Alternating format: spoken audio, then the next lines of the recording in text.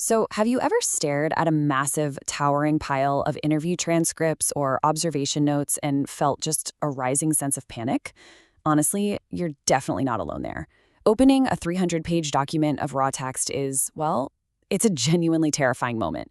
But there's this brilliant way to frame it. Think about it like this. Analysts are like sculptors. We make choices about how to shape and craft our piece of stone, the raw data, into a true work of art. Qualitative data analysis can feel daunting and, yeah, incredibly messy. But just like a sculptor carefully chiseling away at unformed stone to reveal a masterpiece, you can absolutely shape that overwhelming wall of text into brilliant, structured insights. Welcome to The Explainer. Today, our goal is to completely demystify qualitative data analysis together. We're going to explore how to take what often feels like a totally chaotic, maybe even subjective process, and transform it into something incredibly reliable and, frankly, highly creative. So whether you're tackling your very first interview study or you're just looking to refine how you approach your data, we're going to uncover the practical tools that actually help turn that messy pile of information into deeply meaningful theory. Here's a quick look at our roadmap for today. We're starting with number 1, the qualitative challenge, then 2, familiarization and initial coding. After that, 3, building themes and dimensions, 4, inductive versus deductive coding, and wrapping up with 5, ensuring rigor and trustworthiness. Let's get right into it. Part 1. The qualitative challenge, facing the raw data. Let's dive right into that sheer overwhelm we all face when confronting raw qualitative data. You know, unlike quantitative research with all its neat little numbers, qualitative research is literally all about words. You're usually staring down hundreds of pages of raw transcripts, field notes, you name it. It's rich, it's deeply human, but wow, it is massive and unstructured. And because of this inherent messiness, qualitative research sometimes gets unfairly criticized as this anything-goes black box, where researchers supposedly just pull conclusions out of thin air. But that's simply not true. Methodologies like thematic analysis provide a highly rigorous, structured way forward. It's an incredibly accessible, totally flexible approach for finding those underlying themes that actually make sense of the commonalities, hidden across all those hundreds of pages of data. And if you need proof of its impact, just look at this number, 218,810. That's the number of times the foundational 2006 paper on thematic analysis by Virginia Brown and Victoria Clark has been cited. Over 200,000. It is absolutely staggering.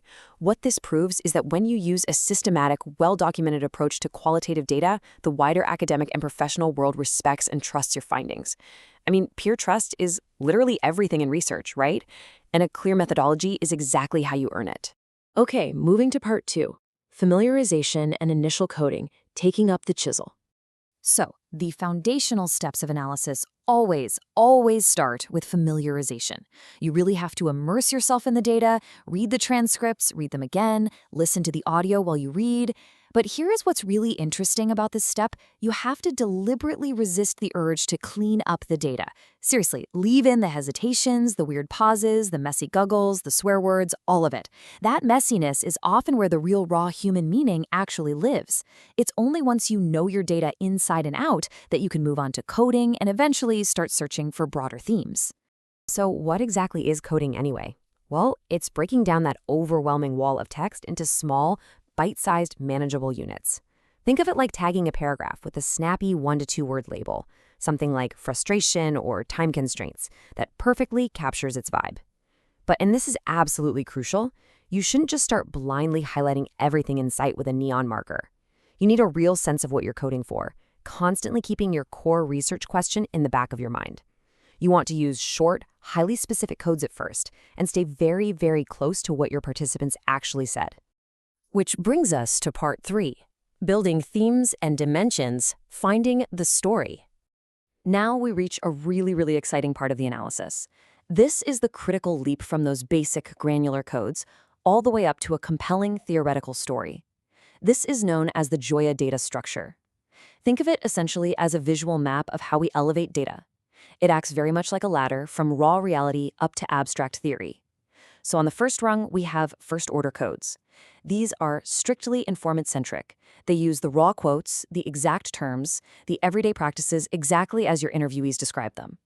Then, climbing up to the next rung, you, as the brilliant analyst, group these into second-order themes. These are much more theory-centric, where you start hunting for deeper patterns and relationships. Finally, you reach the top of the ladder, distilling those themes into overarching aggregate dimensions.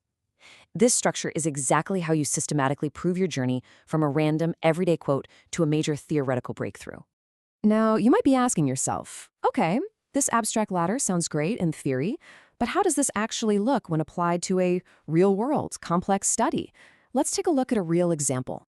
Look at this fascinating study published in Human Relations. It focuses on compassion capability. The researchers wanted to understand how a medical billing unit, which is a place working under intense, constant pressure, consistently demonstrated incredible compassion toward its members' suffering. Now, they didn't just walk in with a clipboard and ask, hey, are you compassionate?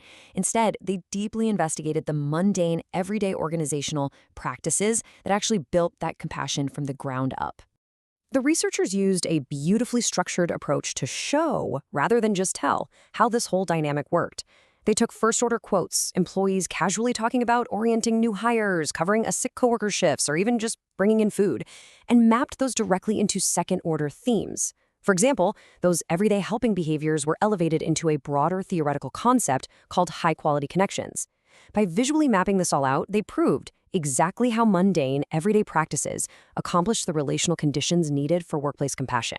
This matters incredibly because it shows that qualitative data isn't just a collection of nice quotes, right? It's a precise tool for proving real underlying organizational mechanisms. Let's move to part 4, inductive versus deductive coding, the analytical lens. As an analyst, you also have to make a big decision about how existing theory is going to interact with your newly coded data. And here we draw a pretty sharp line between two primary approaches. On one hand, we have inductive coding. This is a bottom-up, fully data-driven approach. You let the themes derive directly from the raw words of your informants, basically letting the data speak for itself without trying to force it into any pre-existing box. On the other hand, we have deductive coding. This one is very top-down and theory-driven. You bring a specific, established theoretical lens to the data and actively map your findings to those pre-existing concepts.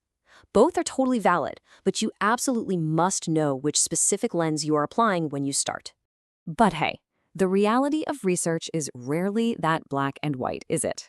Often, the most effective qualitative research happens in the middle ground, which is known as abductive analysis. I love to think of it like a detective building a complex case. You gather raw clues from the ground, you compare them against a standard criminal playbook, and then you go back to the scene of the crime with a totally fresh perspective. It's an iterative dance. You go into the data, see what emerges, consult the existing scientific literature, and then dive right back into the text. It's this constant, beautiful balancing act between being guided by empirical discovery and grounding your findings in established theoretical understanding.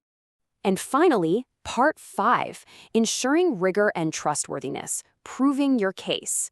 So how do you actually prove your findings are trustworthy, and not just your personal opinion or some lucky coincidence? How do you defend your work when challenged? Well, this checklist serves as the qualitative analyst's defensive shield. To ensure absolute rigor, you use tactics like member validation, which is literally taking your findings back to the actual participants to see if your interpretation rings true for their lived experience. You use triangulation, combining interviews with observations or archival data to double-check patterns. Crucially, you must actively search for negative cases. This means you purposely hunt for data that contradicts your emerging theory. It sounds counterintuitive, but addressing those outliers actually makes your final argument so much stronger. You also keep a meticulous audit trail of every single decision and practice reflexivity, which is the ongoing process of constantly questioning your own background and biases to ensure they aren't clouding the analysis. Okay, if there is literally one thing you take away from this entire explainer, let it be this golden rule: show, don't just tell. A massive, massive pitfall in qualitative work is providing your brilliant, polished interpretation without ever revealing the raw data that got you there. You must provide a clear visual chain of evidence connecting the raw transcript, that messy, chaotic human reality, all the way to your final conclusion. The reader absolutely needs to see the journey to believe it. And this powerful mantra from researcher Dennis Gioia and his colleagues perfectly sums up the whole shebang. No data structure, no nothing. It's a pretty stark reminder that without a systematic visual presentation connecting your raw data to your theoretical insights, your analysis fundamentally lacks true qualitative rigor. The structure isn't just for show, folks. It is the absolute backbone of your research's credibility. So, as we wrap up today, Think back to the sculptor we talked about at the very beginning. How will you ensure you're showing, not just telling, the next time you face a mountain of qualitative data? The raw stone of transcripts and notes might look intimidating right now, but with rigorous coding and a crystal clear chain of evidence, the chisels are directly in your hands. What masterpiece will you uncover? Thanks so much for joining me on this explainer, and happy analyzing.